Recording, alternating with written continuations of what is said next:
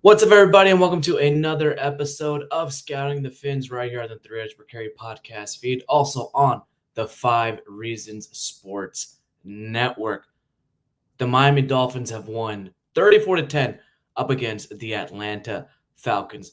Before our co-hosts join us, a little bit of a message from our sponsors. Of course, first one, 305 800 pain. 305 800 pain. You can argue that there might have been an accident where the Dolphins actually did win this game up against the Atlanta Falcons. Just like this NFL seasons and this Dolphins season, you need to be ready. After an accident, your first move should be calling 305 800 pain. Better Business Bureau accredited with an A+ rating. Your car accident personal injury specialist. Fast connection with trusted doctors and attorneys. Always ready to take your call 24/7. Again, 305 800 pain. 305 800 pain. Today's show is also sponsored by ThompsonCigar.com. That's right, ThompsonCigar.com. Use code 3yards20 for 20% off of $75 or more on ThompsonCigar.com. Once again, that is 3yards20 on ThompsonCigar.com. Joining me are my co-hosts, Coach and Eric. Gentlemen, last week we talked about a franchise spiraling, ownership in question, coaching confidence shaken, and a quarterback caught in the storm. This week, a very controlled, a very composed, a very complimentary 34-10 win over the Atlanta Falcons, and maybe, just maybe, a sign of life from a team rediscovering who they might be. It might or might not be a fluke, but today's game, you can see it was structurable.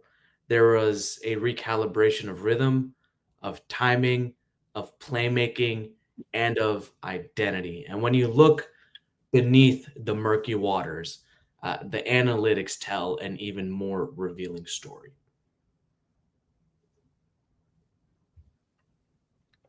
I thought you were going, Eric. I thought you were going. No, I got it. I got it. Yeah, Oh no, no! way. Oh no! We become the 1-6 Miami Dolphins, not knowing how to communicate. Right? They're finally getting on track, and we're falling apart. Yeah. It was refreshing to watch the game today. Mike McDaniel. I don't want to say he certainly hasn't fixed everything, but I mean I've counted him out more than once in terms of a locker room falling apart and him not having the personality to bring it back together. But when you watch what happened in today's game, seems like he definitely still has the locker room behind him, still has these guys playing hard. There was definitely a change in, both the personnel and the play calling that was used. I don't know if that's going to be a long-term thing because it felt like it was more out of necessity than it was, out of changes that we've seen from Mike in the past. When you lose the only Y tight end you have on the roster in Julian Hill, right, then you are forced a little bit to lean into some other stuff because you can't just go without an inline tight end at all in this offense. So you ended up having to use Alec Ingold a little more as an inline tight end. We saw the sixth offensive lineman come in, which was contradictory to what they said in the past. Frank Smith was asked about it last year, and he said that the only time teams use six offensive linemen are to run power no pullers, and that's not something that Miami does. Well, Miami clearly was able to use a sixth offensive lineman today in Daniel Brunskill and able to run several of their regular concepts. It's not like they deviated from the concepts they were using, maybe the volume of the types of concepts they were using. To me, it looked like they went with a little more man and gap stuff in between the tackles, saw a little more crack toss trying to get outside the tackles. So that's different than what they've done in the past. And even in terms of a run pass ratio, and again, was it out of necessity because of Tua's eye and being concerned with how he'd be able to process everything? But there was a point early in the game where their run pass ratio was like 3 or 4 times in favor of the run game. And we saw them really leaning into it. We saw them, not getting cute on the third and fourth and shorts Ollie Gordon really doing a good job being that short yardage back. But again, was that McDaniel finally changing, his stripes a little bit, or was that out of necessity? And as Tua gets his full vision back and Julian Hill comes back healthy, do we go right back to the same stuff we were doing before? To answer your question, I feel like the answer is probably yes. Although I wish that wasn't the case personally. I liked a lot more of what we saw offensively. I think that there was just a lot more variety in what the Dolphins were doing on a play-to-play basis than maybe we were accustomed to. And I think that a lot of what you saw with the commitment to the run game really helped Tua get back to the efficiency that we had seen in years past. I think that was really the biggest difference. But the other thing that I noticed was kind of a little bit of and I don't know how much this is going to carry over because, who you are fundamentally as a person and as a leader, that takes a long time to change. That's not going to change over the course of 1 week. But I kind of got the sense just from the press conference or the post-game press conference after last week and then leading kind of into this week and just the way that, Mike McDaniel has carried himself over the last week. He kind of seems like a guy that was fed up coming off the loss against Cleveland. And maybe that finally prompted him to make some changes because he seemed like he was a lot more, engaged with the players on the sidelines. Usually you can kind of see him a little bit more absorbed in the play sheet, but I saw him, really doing a little bit more in terms of communicating with the players. And maybe that's a byproduct of Frank Smith being on the sidelines and maybe being able to kind of simplify that play calling process for him a little bit. We talk about streamlining the offense and the production or the actual production of the offense and how it fits organizationally. But I liked what I saw just all game long, not only from the offense. I'm sure we'll talk about the defense too, but I mean, you can't say enough about what they did today.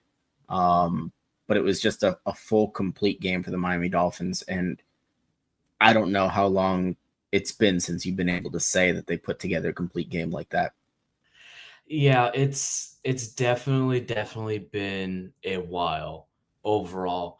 But to me, coming into this game against Atlanta, especially up against this Atlanta defense, which is the top-rated passing defense, and Tua able to hang 200-plus yards on the road, plus 4 touchdowns, kind of speaks volumes. And the fact that the Dolphins' run game was able to get going up against a statistically top 10 run defense in the NFL in terms of yards per carry that they give up, that pretty freaking good.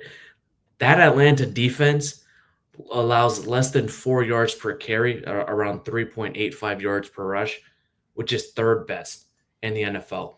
Looking over the advanced statistics from both Ollie Gordon and Devon Achane, Devon Achane had 3.7 yards per rush, and Ollie Gordon had 4.6 yards per rush. Ollie Gordon, 60% of his rushes went for first downs, which was first among all games today. First among all games today with Ollie Gordon. And around 22% of Devon Achane's runs went for a first down, which is tied 7th best of all running backs today with a minimum of 10 carries. So yes, this Dolphins run game absolutely got going and opened up a lot of things. And just talking about this Falcons defensive profile, they've had 15 sacks, 6 interceptions, and an 8% sack rate. Tua was sacked once this game, I believe. I don't know if one of you guys can check the box score yet. One time for Tua sacked once today. And that was the third play of the corner game. Blitz. Yeah, the corner blitz. Atlanta's red zone defense, they are top 7 in both yards allowed and touchdown percentage. They are, let's see, they only allow 4.85 yards per play in the red zone and allow touchdowns on 73% of opponents' red zone trips, which is actually not that good considering Miami was able to hang 3 touchdowns in the red zone area and a couple of field goals. So the Dolphins were able to get the chains moving. They were able to, stay ahead of the sticks and gain that time of possession. In terms of the Falcons offense, which leads me to this Dolphins defense, Falcons offense had 4.57 yards per carry, 12th in the NFL. They had a 10.6% explosive run rate and the 5th best sack rate in the NFL, just a measly 4%. The Dolphins didn't sack Kirk Cousins a lot. However, this is the Dolphins' defensive best performance up against the run, against Bijan Robinson, against Tyler Algier. I was talking to one of my sources who is very closely connected with the Atlanta teams and the Falcons itself.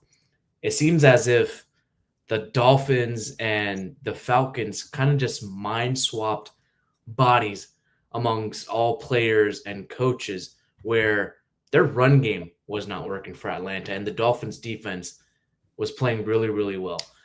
They were playing along the metrics of the Falcons defense, which is top in the league right now.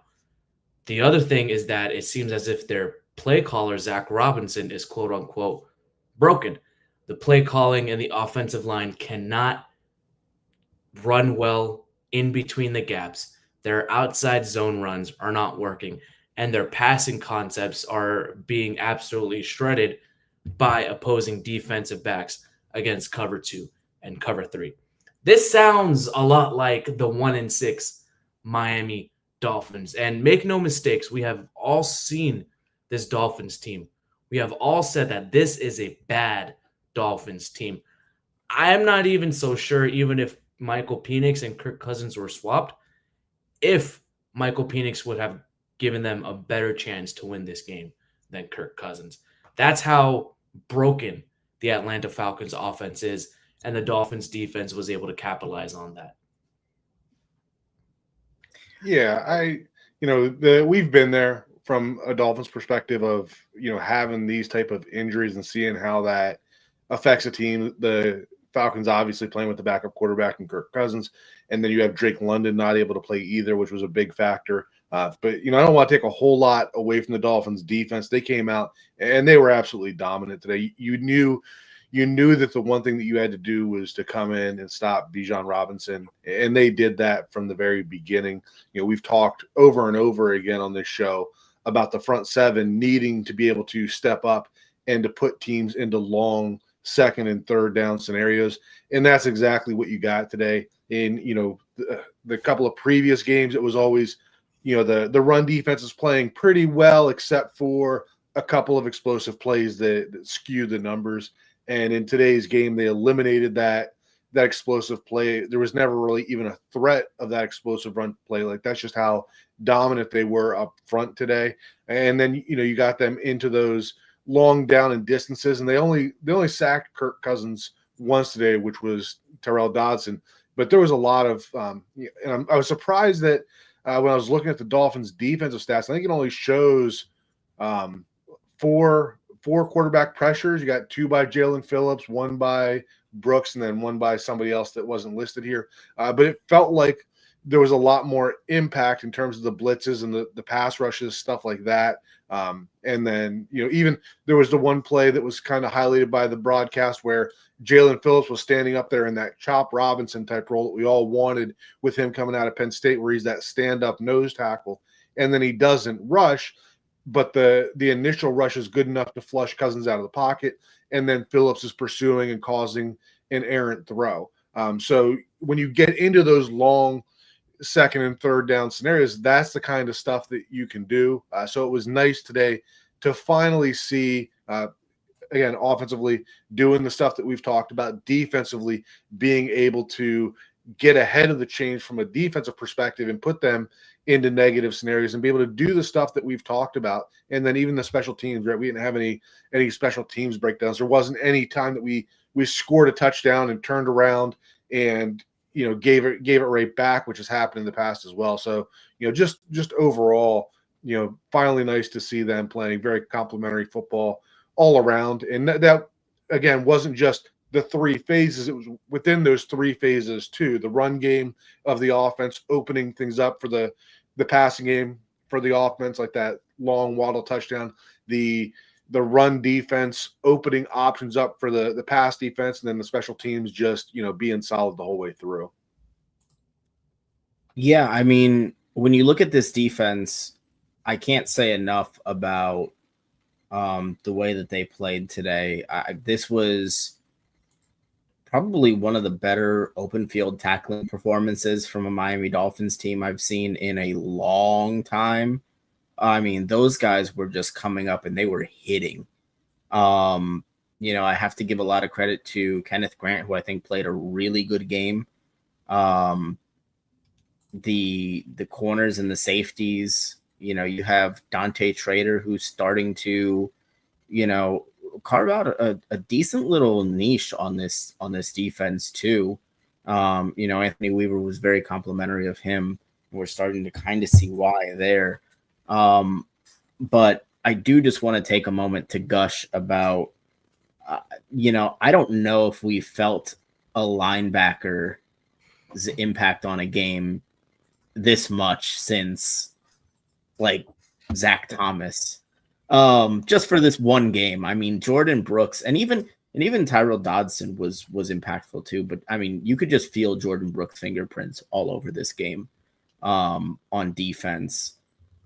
It's just, again, a really rare performance. It does feel like it's kind of been culminating up to this for the defense over the last few weeks because they have been playing well. Even the game against Cleveland, I don't think was as bad as the score would lead you to believe defensively.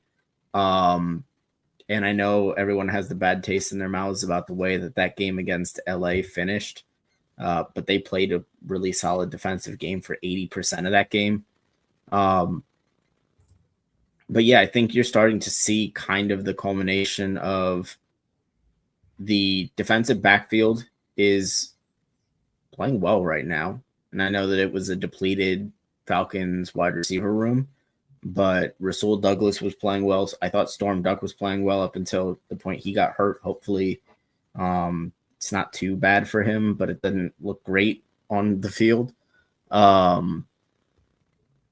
And again, I think you're starting to see the front seven kind of gel and come together. I was really pleased to see the play of the rookies. I think Jonas Avenaya had his best game. The announcers were made sure to tell you every single play when he did something well. But I think it was really, really encouraging to see him and Kenneth Grant kind of have their best games to date, at least in my opinion. Yeah, Mike McDaniel put it pretty bluntly that he wanted their front to dictate and not react. And this game was about them taking control. Defensively, this was the Dolphins' most complete showing. They had really disciplined angles, reduced the missed tackle opportunities, didn't have boneheaded penalties, and they had situational intelligence. And with all of this, they held a Falcons rushing unit that averaged 4.6 yards per carry and a unit that ranked 9th in EPA per rush. The Dolphins defense, and credit to the players and Anthony Weaver's game plan, they held them under 3.5 yards per attempt. They shut down their entire core identity.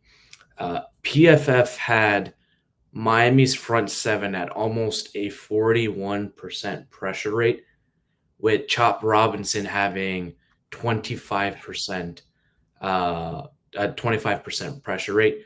Jalen Phillips was with a 23% pressure rate. Bradley Chubb with a big fat donut, 0% pressure rate.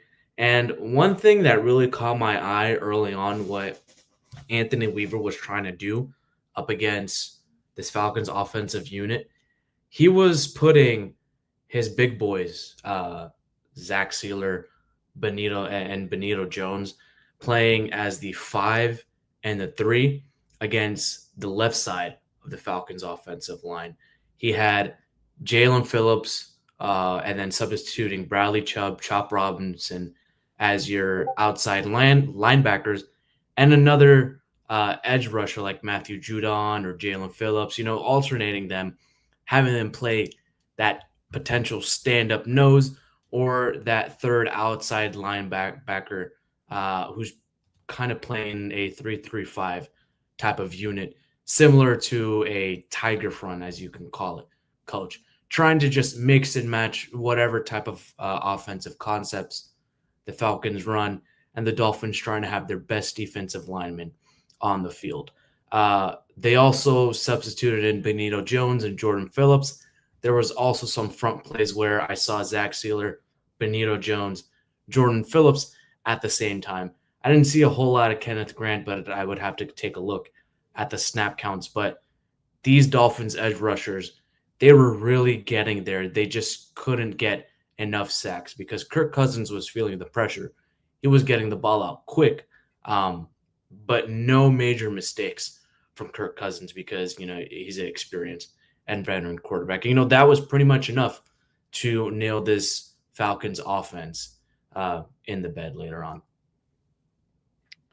Yeah, they definitely did a nice job of mixing things up. It'll be interesting to see the snap counts. I would caution you a little bit with the snap counts just because of how quickly the game got out of hand in terms of making too many, grand statements based on it. Because I think that we will see, when you get ahead like that, you get the opportunity to get a little more creative. It definitely helped that Kirk Cousins is not a very mobile quarterback at this time.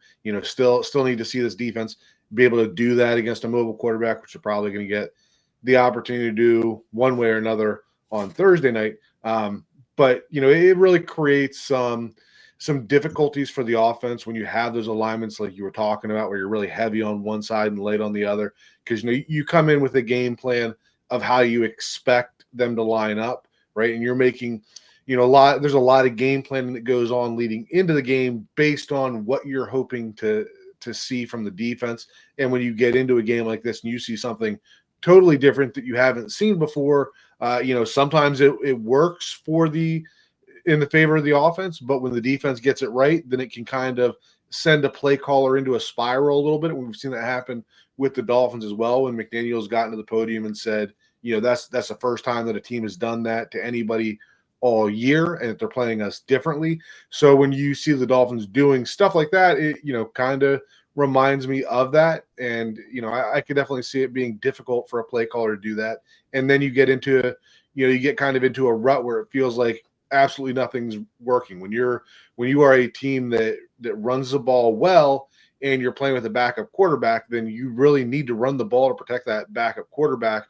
And when it doesn't happen, then you got to find stuff that works for him. And clearly, I don't want to say that Atlanta's never been happy with Kirk Cousins, but if they were really pleased with him and saw him as a guy that was going to lead them, they would have never drafted Michael Penix, in my opinion. At least not when they did. Obviously, Kirk Cousins was going to be a short-term solution, but there were some pretty tough feelings there when that happened. I'm not sure how much that's been repaired, right? I'm not sure where Kirk Cousins is, with all of that, but whatever it was, it didn't look good for them today. And, definitely credit to Anthony Weaver in terms of changing that up. I did feel like, I saw more sets where they had more than two outside linebackers or edge players on the field at the same time.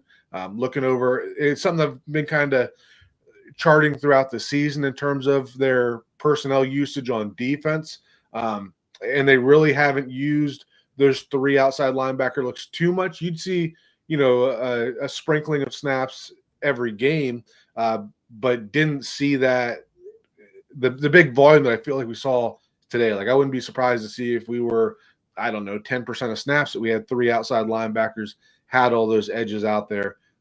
So again, you stop the run on the early downs with those big guys. I think that, Jordan Phillips definitely seems like he's continuing to increase, his snap count. I don't know whether he's leapt over Kenneth Grant in terms of snaps, but he's certainly in the mix there, and you can see that they trust him every bit as much as they do Kenneth Grant. So, if you see him continuing to improve and you see Kenneth Grant starting to come along, then, really good things can be on the horizon for this defense.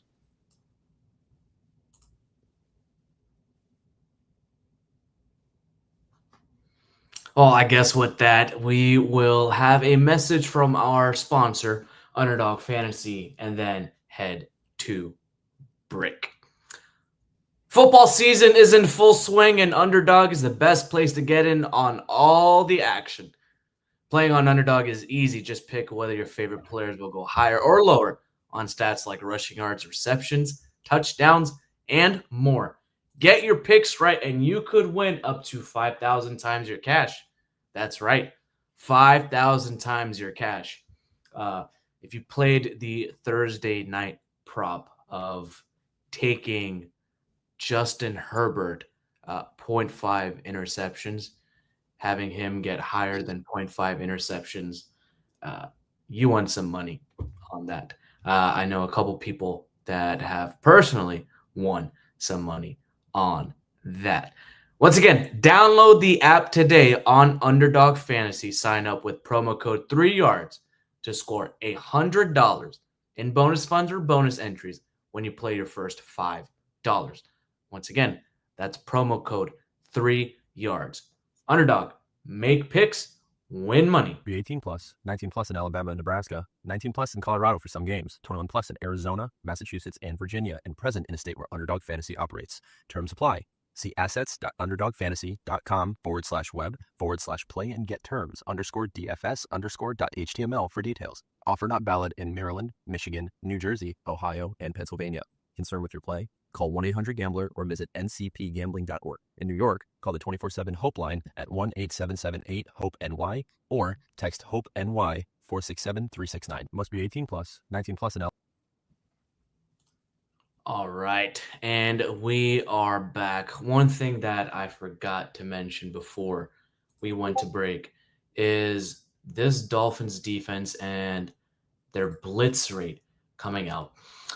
We do know that Atlanta's offensive line has been struggling a lot from 5-man pressures. As you know, the Dolphins defense really tries their best to get a lot of pressures from 4-man rushes. They only had a 36% success rate from 4-man rushes. They brought 4 men rushing around 68% of the time, which was 10th most today, and had the 20th best 4-man defensive success rate. Now, in terms of 5-man pressures, Miami was sent the 9th most with a 22%, and they were successful 85.7% of the time, which is a drastic difference from the last 7 weeks. We do know that Anthony Weaver likes calling a lot of defensive back blitzes.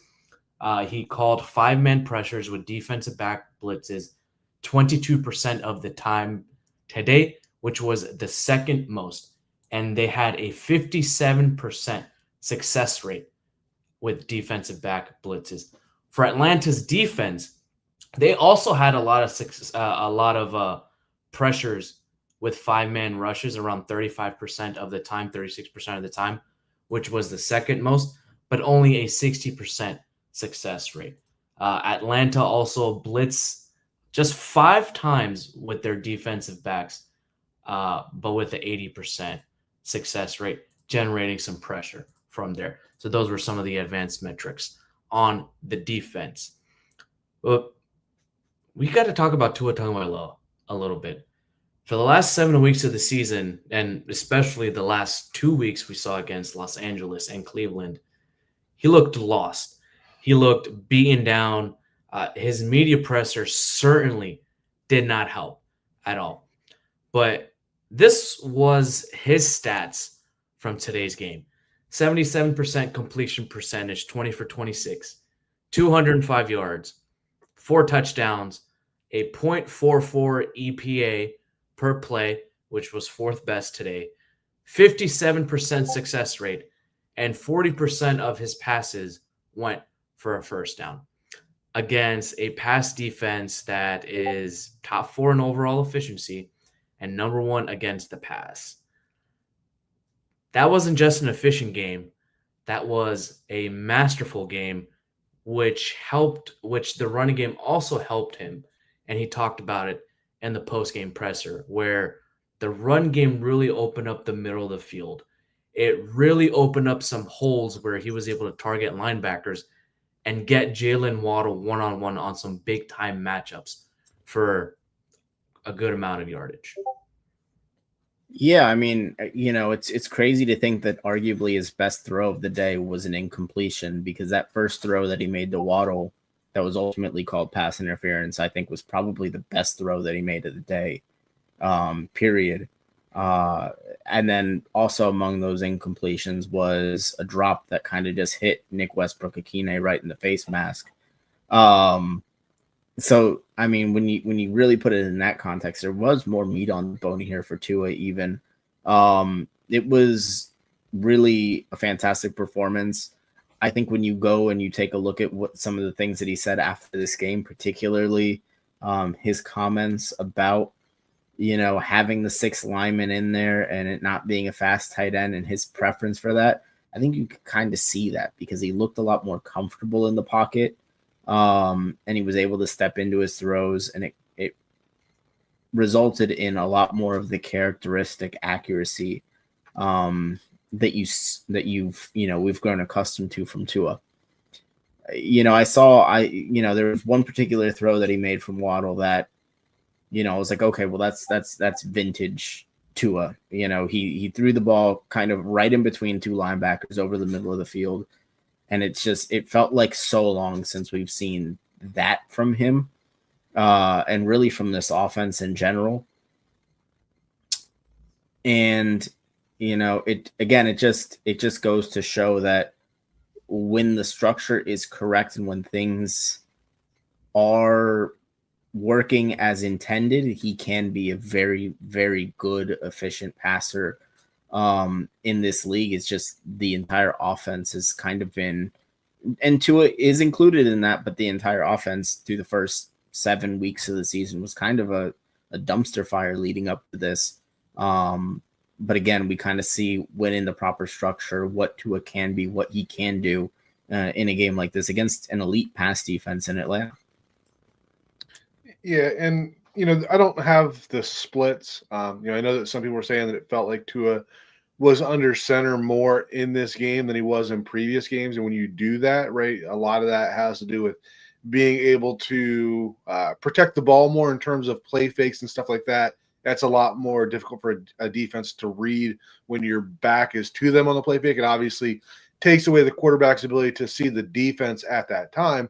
But this game plan in general, in the past, it felt like the offense was centered around Tua and what Tua does well. And today's game plan seemed like it was more focused around the, kind of the old style Shanahan offense that you lean on that run game and you don't ask your quarterback to carry the team. He's just got to make a few timely plays. When you look at the 205 yards passing that he had, 148 of those were yards after catch. So it was getting the ball into the playmaker's hands. Achane had 5 catches for 24 yards. Ollie Gordon had 1 for 20. I think almost all of those were those quick little screen passes to the edge, just very easy completions, getting the ball into the hands of the playmakers. I think that there was a catch by Ingold for 0 yards, which I think was also one of those screens. But when he had to make a play, he did, right? When the touchdown to Malik Washington, where he rolled out to his left, throwing on the run and hit him in stride, going to the corner of the end zone. Like that's, Tua still has that in his bag. I just think that the offensive structure overall is going to look a lot better if they can continue to lean on the run game, continue to hit these easy ones, right, and kind of build up to the big shot play. You know, we said earlier about the running game setting up the long pass to Waddle there, and we've talked about, you know, throwing with anticipation, throwing with accuracy, and that's exactly what that was. If I remember correctly, that was another under center play where, you know, he faked outside zone to the right side, ripped around, and knew that linebacker was going to be biting up, hit Waddle in stride going across the field. You know, Waddle gets the angle on the far side safety, and it's a race to the end zone. That's what we need to continue to try to get back to, where, you know, we give two of those opportunities to make the big plays, but that's not just the entire focal point of the offense, is asking it to run, you know, through Tua, and for Tua's short completions to completely replace the running game like we have in the past. Yeah, I think the big star of this game was not Tua Tagovailoa. It was more so the execution and game planning of the offensive line and the trench play, and how Devon Achane and Ollie Gordon were able to execute and get timely runs. Tua said it himself, that when they simplify the offense and play to their strengths, they're the Miami Dolphins. That wasn't just an observation by me. I think that was a diagnosis and a potential admission from him that the Dolphins had drifted too far from what had made them successful in years prior. Tua didn't have to be the improviser. He got to be the operator, and the offense was pretty much stripped down to his essence. Some motions, good enough rhythm, fast tempo with spacing and anticipation on the passing game. But on the running game, it was a bit of a shift from the fast, finesse, outside speed play to more so of, you know, a down your throat running game in between the tackles, making the defense have to earn it. And this defense for the Falcons, they're not that big. They're all fast, right? They're all very speedy, but they're not tough. They can't grind it out. Fortunately enough, the Dolphins played with 6 offensive linemen for around 35% of plays. And those plays pretty much dictated how this offense and the drives were going to go, where they were pounding the ball in between the tackles, in between Jonas Avenaya, outside to Patrick Paul, running in between Cole Strange and Larry Borum up the gut to Aaron Brewer as well.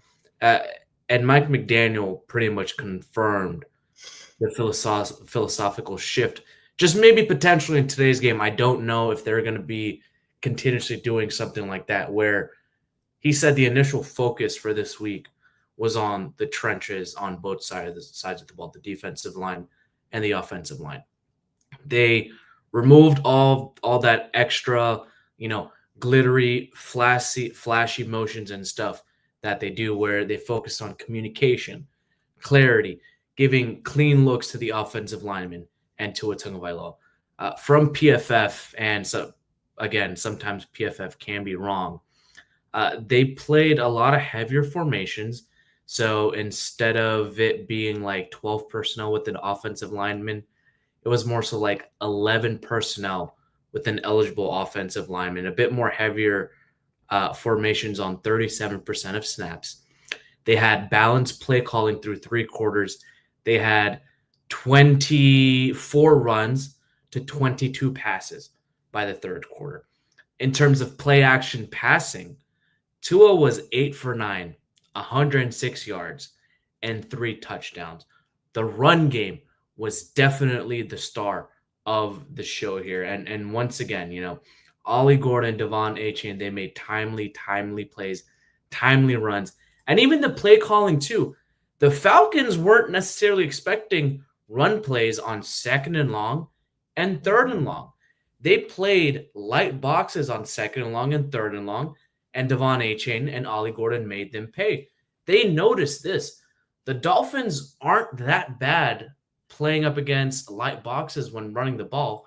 They just haven't seen it that much because their passing offense hasn't been successful early on. So this was a bit of a flip of the switch for the Dolphins offense, which made a lot of Dolphins fans say, hey, where was this in, the last 7 games? Well, we saw it. The Dolphins dominated early. They came out to a lead. The defense was able to get some stops, and the Dolphins were able to play complementary football and dictate the terms of the game. Ollie Gordon had a .83 EPA per play, a .83 EPA per rush. That's almost close to James Cook's production's numbers today. James Cook was the number 1 EPA per rush today. He had 216 yards. Ollie Gordon had 46 yards on 10 carries, but when it mattered, Ollie Gordon got the yards needed behind the offensive line on 3rd and short. Devon Achane, 0.28 EPA per play. Yeah, he had some runs that were not necessarily, good enough, but he got them done. Ollie Gordon was 5th in terms of offensive rushing success. Devon Achane was 11th in terms of offensive rushing success. The Miami Dolphins' identity, folks, is not Tua in the passing game. The Miami Dolphins' identity moving forward needs to be about this offensive line, running the ball in between the tackles, running more inside zone, and coach, running a little bit more pin and pulls, running a little bit more powerful. Maybe they really should give a long look to Daniel Brunskill and say, hey, you're going to be playing a lot more snaps now because it seems successful today. Why not try it against the Baltimore Ravens next week? Yeah, they would be foolish not to go back to that, especially on a short week. It worked so well for him this week.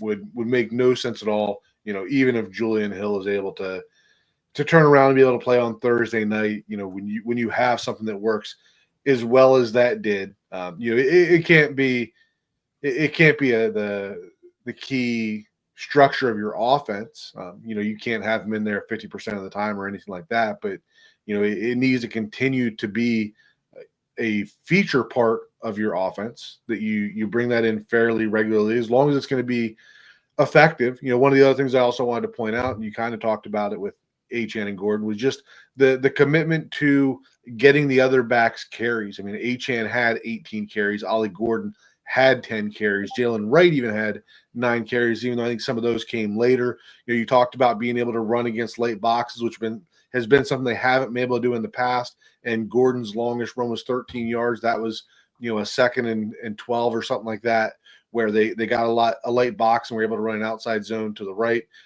He was very effective in the short yardage runs as well. But it was nice to see them actually committing to not just overloading Devon Achane. And I think that you kind of saw somewhat of the effectiveness of that as the game went on as well. Achane was still able to, run effectively later in the game. And for as small as he was running between the tackles, he was still explosive between the tackles in terms of, generating some yards after contact, which isn't always his strong suit there. I think a big part of that was the fact that, on those, especially on those short yardage situations, that you're bringing in Ollie Gordon, letting that bigger body take some of those blows there, and keeping Achane fresh for the screens and the more neutral scenarios, where the defense may not be expecting to run quite as much and opening up more opportunities for explosive plays. And we never even had an explosive play from Achane today.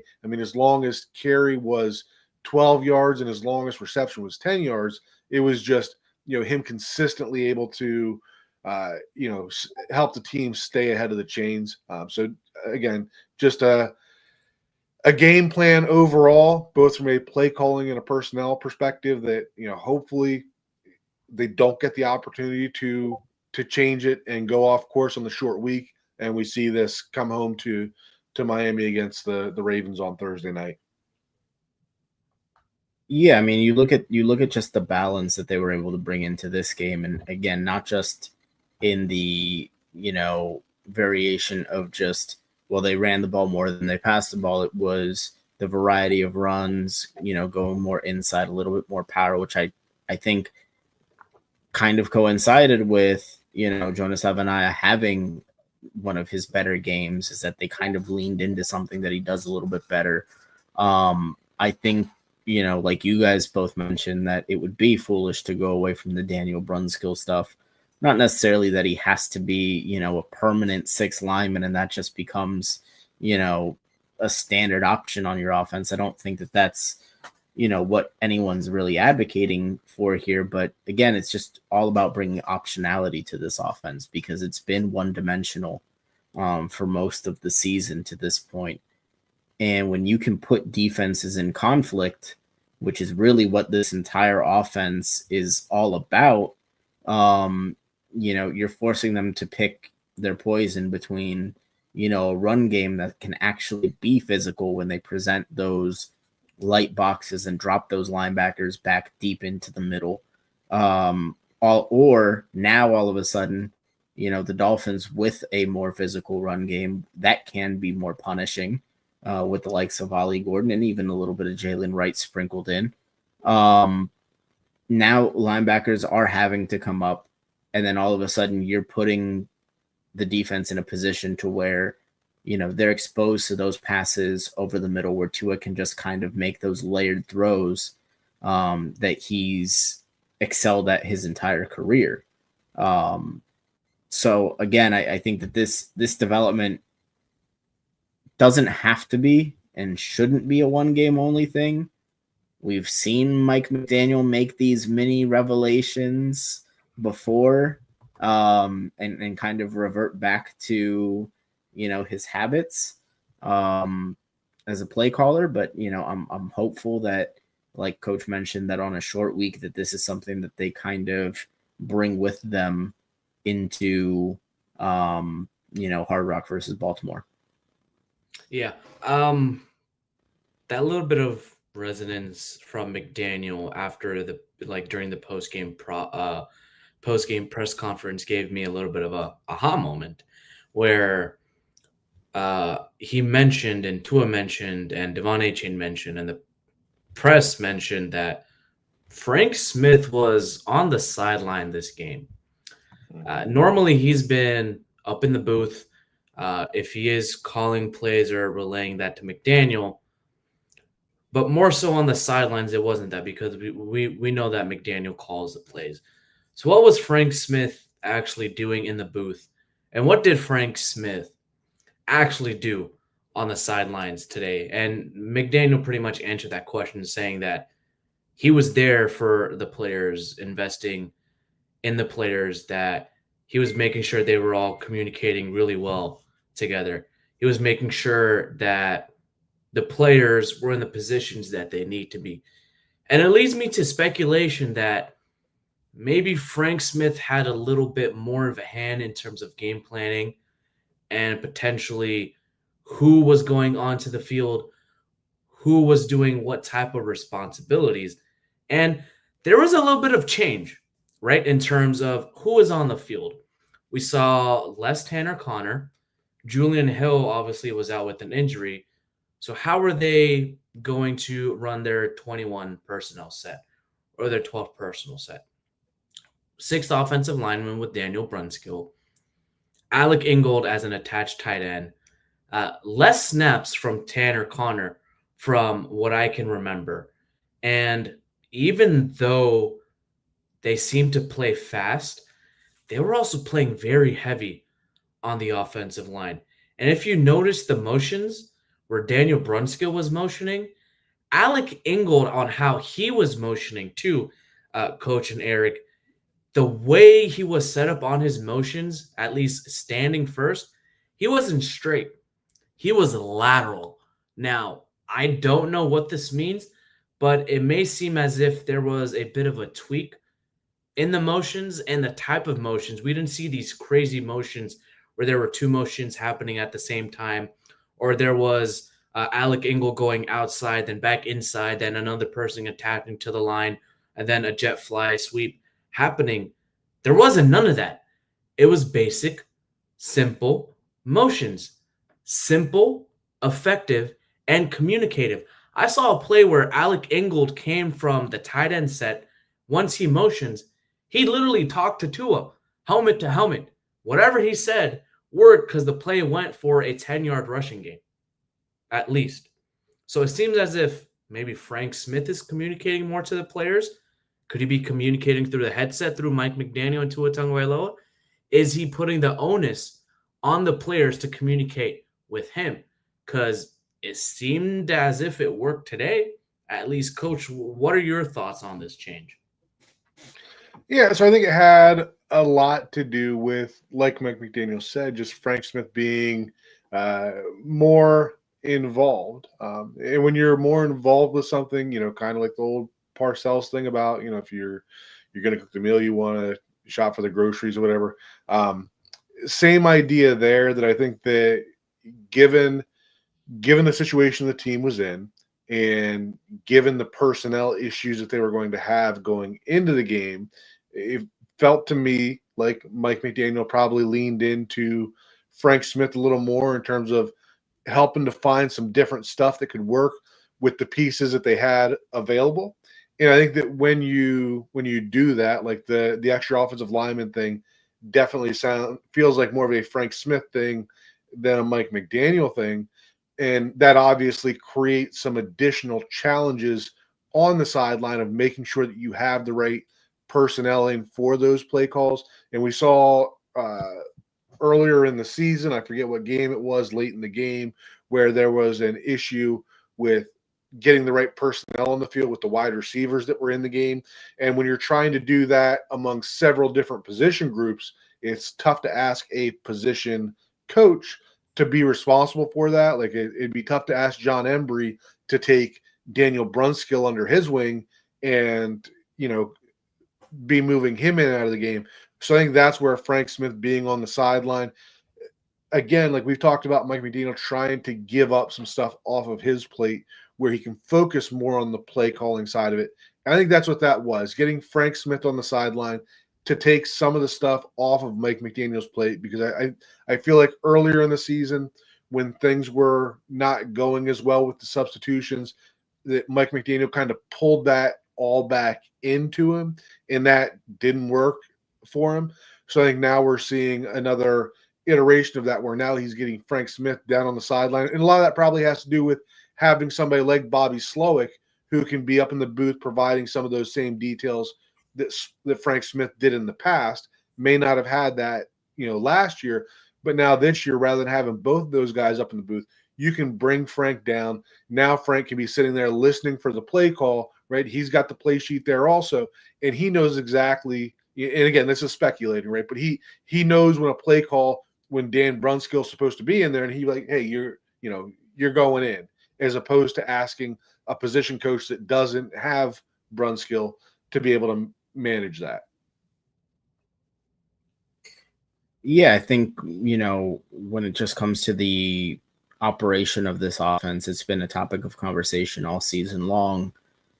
And, it's one of those things where you specifically mentioned like communication with players.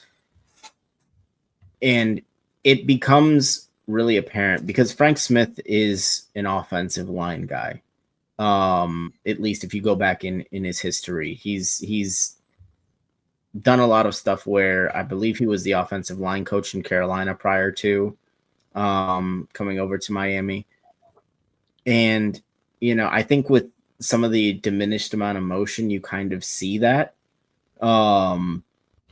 just in a way that he's, again, it's about simplifying the game for everybody involved. And I think that's where, kind of taking some of that feedback from the players and kind of, like Coach mentioned, talking through the personnel groupings, because as a play caller, it is a lot for Mike to just, okay, well, here's the play, and these are the subs that we have to make on this given play. And then who do you kind of delegate that to in terms of, the orchestration of that? And I think that having a guy like Coach Smith down on the field, able to kind of make those calls in real time, if that was indeed what he was doing, it showed dividends for this offense, regardless, even if his presence was just there to kind of, be a sounding board for Mike on field, maybe in a way that, Slowick just wasn't, at least through the first 7 games of the season. Whatever it was he was doing, it was very efficient and it was successful. And I'd like to see him on the field come Thursday night.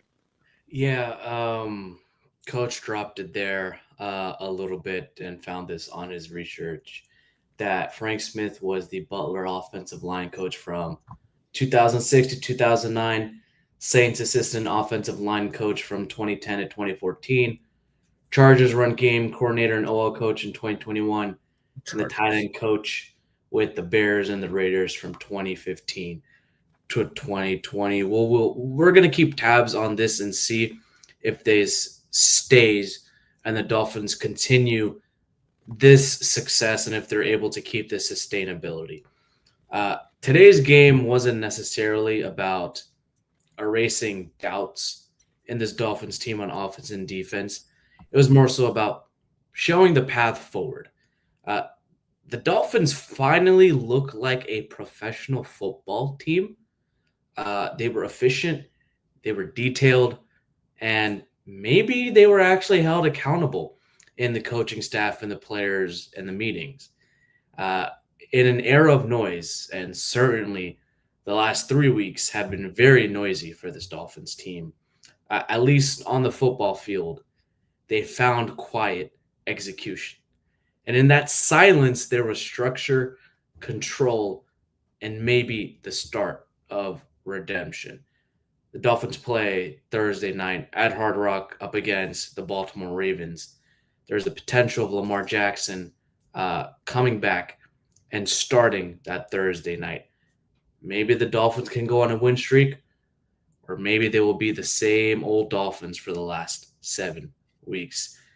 I'm your co-host, Hussam Patel, gentleman coach, and Eric. Stick with us here on Scouting the Fins, part of the 3 Yards Per Carry podcast and the 5 Reasons Sports Network. As always, go Fins.